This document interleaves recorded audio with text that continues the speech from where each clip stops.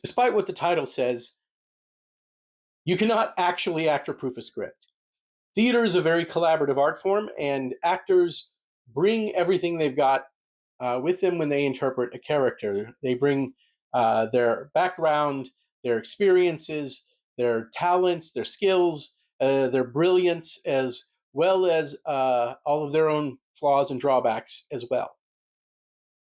So, with that said, I think there are ways to make your script more easy to interpret for the actor and therefore deliver a stronger message to the audience. And that's what we're going to talk about today.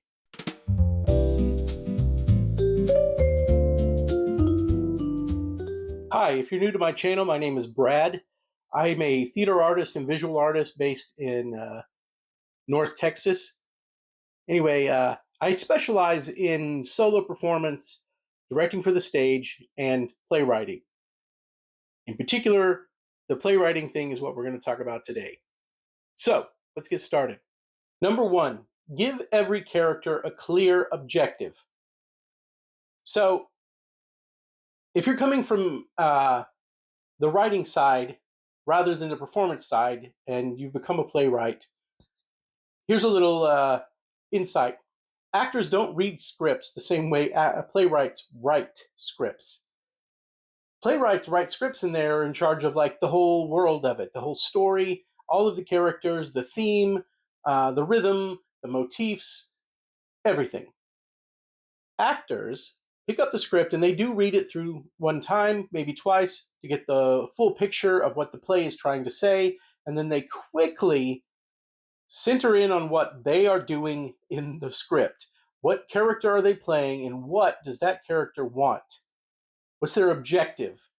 What does this character do to or get from other characters in order to get closer to what they want in the play? So, all this is to say, actors look for playable behaviors from the character. When I say playable, I mean literally they look for verbs. They look for things to do, actions to take. It's called acting, so they're looking for actions. So in the dialogue, if the motivations and the objectives of the characters are clearer, the actor can pick up on this and then relay it to the audience. You do them a service if you make it clear what the character is doing to the other characters or trying to get from the other characters. So instead of writing emotions, say, be sad, be mysterious, have tension, what have you, make it so that the actor can look at the script and say, oh, to intimidate, to persuade, to derail, to pity, to threaten, to seduce, what have you. Actors look for these in the dialogue, in the script. So the clearer you make it, the clearer the objectives are for what the character wants and how that character goes about getting it, the more you can lead the actor along on the proper interpretation for what you want for the message of the play to come across to the audience. When a character's objective is clear, even a weak actor has something to build on. So, clear objectives create playable behavior for actors. Keep that in mind. Number two, create distinct character voices. So, the last thing you want is for all of your characters to sound the same or to sound like you, the playwright. So, not just what the characters want, but how the characters say the things they need to say to get what they want is part of the thing that actors look for as well. So, how do you make characters sound different from each other? There's a couple of like tips and tricks I want to leave you with. One is sentence length, which seems overly grammatical, but bear with me. Some people speak in run-on sentences. There's people that have an idea and the idea rolls into the next idea and then they start thinking about the next idea and they never really stop talking while they're thinking out their ideas. And there's a lot of ands that link one sentence to the next sentence and then they say something else and then they get another idea and they never really stop talking until something interrupts them or they finally meet a stopping point. or there's characters that say what they mean and that's it. I guess a good example is if you look at novels of Henry James and novels of Hemingway, they have very distinct writing styles. So Hemingway is very short, sparse, to the point. Henry James has very flowery, long sentences, kind of reminiscent of an older time. Both of them are great writers, don't get me wrong, just different ways of delivering messages. So, sentence length is one thing. Vocabulary choice is another.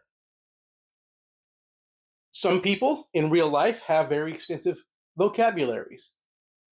Some people do not. Oftentimes, vocabulary is shorthand for playwrights to indicate level of intelligence or level of education, I should say, for particular characters.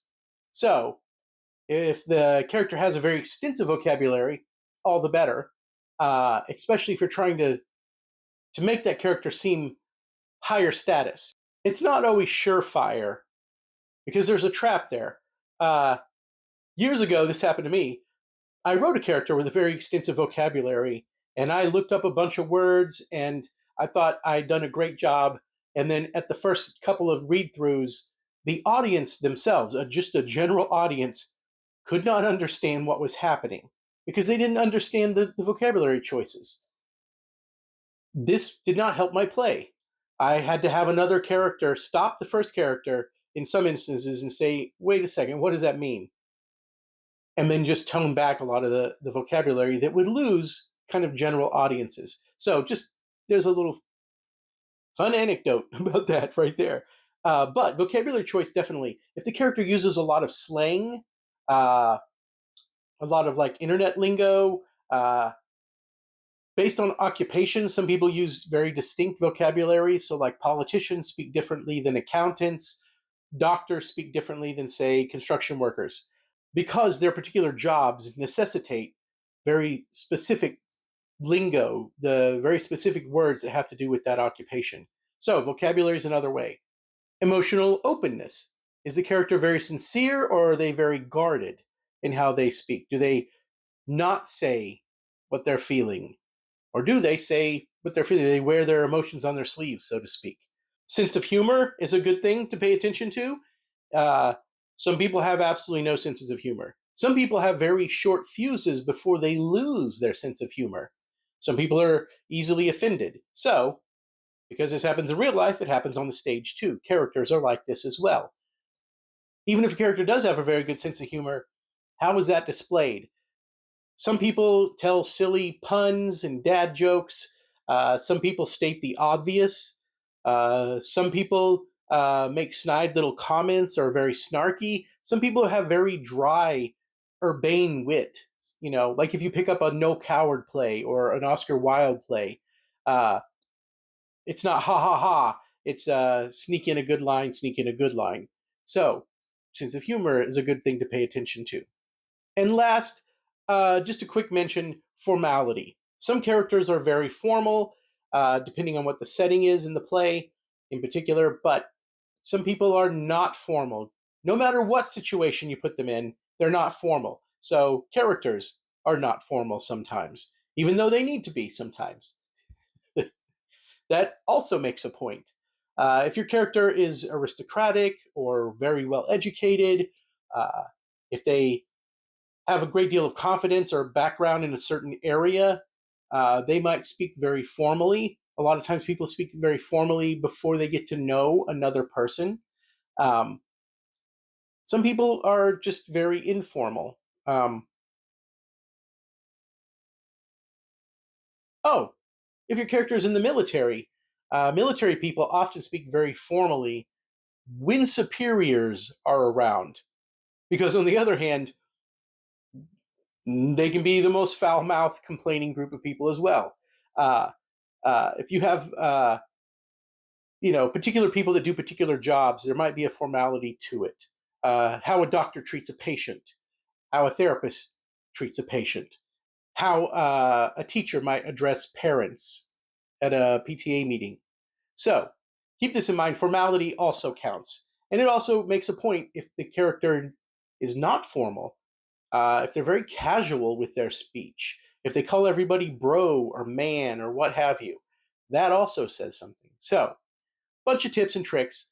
Try not to make your characters sound alike, and try to make it easy for the actor to pick up, or easier for the actor to pick up, what this character needs to sound like. Number 3, build rhythm into the dialogue. So, really good dialogue has sort of a musicality to it. And when you're writing the play, just bear in mind punctuation counts. Interruptions matter. Does a character never really get to say what they want? Do they repeat themselves? Is there a lot of repetition in the lines? Are there silences and pauses? An actor worth their salt knows that a pause needs to be filled. Actors instinctively respond to rhythm. If the writing starts to ramp up, if the characters are having a discussion, a negotiation, even an argument, the pace should quicken. The actual rhythm of the scene should speed up. On the other hand, there should be places where the characters can take a breath, slow down, reflect, examine, and then remount another action. Maybe a decision or a revelation hits somebody, and there is a moment to take it in, a moment for both the character and the audience to take it in. All these things count, and they help the actor kind of interpret the scene. The point of having really good rhythm is it practically teaches the actor how they need to deliver the lines. So, rhythm is important. Number 4, make important moments unmissable. So I'm a fan of subtlety. I'm a fan of nuance. I think subtlety is great. But if the audience absolutely must understand a particular moment in the play, do not bury it under 6 layers of meaning. So what I'm talking about here is in really significant moments in the play. So major revelations, reversals, decision points, emotional turns, all of these things need to land pretty clearly. This doesn't mean you need to be obvious necessarily, but you do need to be intentional when you're writing these moments. The actor needs to pick up on the fact that this is an important, significant moment, and therefore the audience will need to pick up on this being a significant, important moment. So, if the entirety of your play hinges on a subtle glance that one character does to another character, you might be in trouble. You're depending on the actor to realize that, to find that moment and make it count in order to get it across to the audience. And it's very small. So, do not bury important moments. Make it so that they're clear enough, at least to the actor, so they can grab onto it and make it a significant moment. Number 5, do not rely entirely on subtext. So, young and emerging playwrights sometimes fall in love with subtext, and they have their characters never, ever saying exactly what they mean. But you got to remember, actors need playable actions to grab onto, and the audience needs to be at least aware of what is happening. So, even though subtext is tempting, oh, it's so seductive and you want to fall in love, oh, you really do. Listen, just date casually for a while, all right? Don't give your whole heart. Subtext is going to break your heart.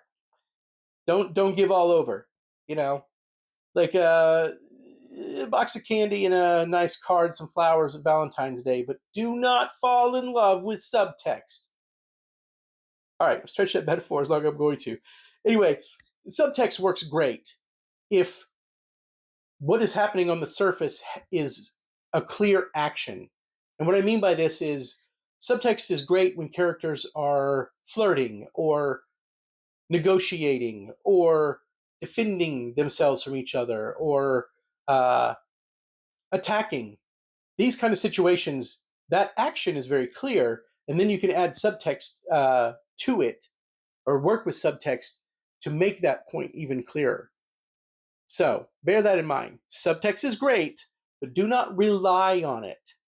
Use it as a nice tool for getting across the point in your play, and give the actor something to latch on to while they're playing the subtext. A play with only subtext basically means there's no text. We want text. We don't want just subtext. Okay. Number 6, create strong structural momentum. So, every scene in the play should be different at the end of the scene rather than what it is at the beginning of the scene. The play itself should not be the same at the end as it is at the beginning, unless, of course, that's the point if you're writing a circular plot. I'm not going to get into that right now. What I'm saying is you can do a lot of service to the actor if you make the structure of the play very strong. Things that need a natural build have a natural build. If the characters are in a disagreement, it should build to a crescendo. If it's a romantic moment, it should build to a crescendo. If things are going to erupt in violence, maybe it builds up first. Maybe the violence comes out of nowhere. I don't know. But there should be a rhythm, a momentum built in. This should include the stakes for the characters. This should include danger, urgency, emotional exposure. All these things should be kept in mind. So when you're structuring the actual scenes in the actual play, the more clearly you handle the structure and build in a sense of momentum that the play is building towards something, the actor can identify it and then bring that across to the audience. Number 7, and this one is probably the most important on this whole list. When you're workshopping the play, have multiple actors read it out loud. So don't just, even if you're writing the play for one specific actor, I would have at least a couple of other actors take a stab at it, because you can hear it out loud. You will see the moments that they get, and you will see the moments that they don't quite get in their interpretation. If multiple actors misunderstand a single moment in your play over and over again, the fault is not on the actors, it's on you, the writer. And that's beneficial to know. You can go fix it. Also, you can hear how different actors pronounce the words, what rhythm they speak in, what they emphasize, what they de-emphasize, and this should help give you ideas of what people naturally kind of latch onto, overall. So, have multiple actors read the script. It's very beneficial. Very beneficial. Workshop moments are very, very useful because they help you identify if objectives are sort of muddy and not clear, if there's confusing transitions between scenes, or emotional transitions from moment to moment. Maybe the stakes aren't high enough. You have weak stakes. Maybe you have overwritten dialogue. Maybe there's emotional gaps from the character needing to get from one emotion to another emotion. What triggers emotions, of course, are responses to situations. So do you have things in place, not leave any gaps for the character emotionally? Basically, a workshop is really useful because if you think about it, the script sort of teaches you how it needs to be written and how it needs to be expressed by the actors playing the characters. So if you pay attention to it, it is very, very, very useful. All right, let's wrap it up. Ultimately, actor proofing your script is not about controlling the performers. It's about clarity. The clearer your objectives, the clearer your structure, your emotional moments, your choices of speech, the clearer it is, the more likely your script, your play, is going to survive multiple casts, multiple directors, multiple productions, which is ultimately what we want. A truly strong script does not require great actors in order to make it work. It works because the writing itself creates playable behavior in the characters. Ultimately, that's what you want. I hope this has been helpful. All the best in your own playwriting endeavors. Hey, I want to thank you for watching the video. If you want to support what I'm doing here, I have a Patreon, and there's a link in the profile below. Also, I've started an Etsy shop if you want to buy one of my plays and have me sign it. They're also available on Amazon. Links below. Links below. And hey, if you want to join my mailing list, I actually have a free gift for people that sign up, and it's 7 mistakes to avoid for young playwrights or new playwrights. And it's a free ebook that comes with signing up on the mailing list. Anyway, if you want to do that, you are welcome to the party. I appreciate your time. Until next time, I'm Brad. Happy playwriting.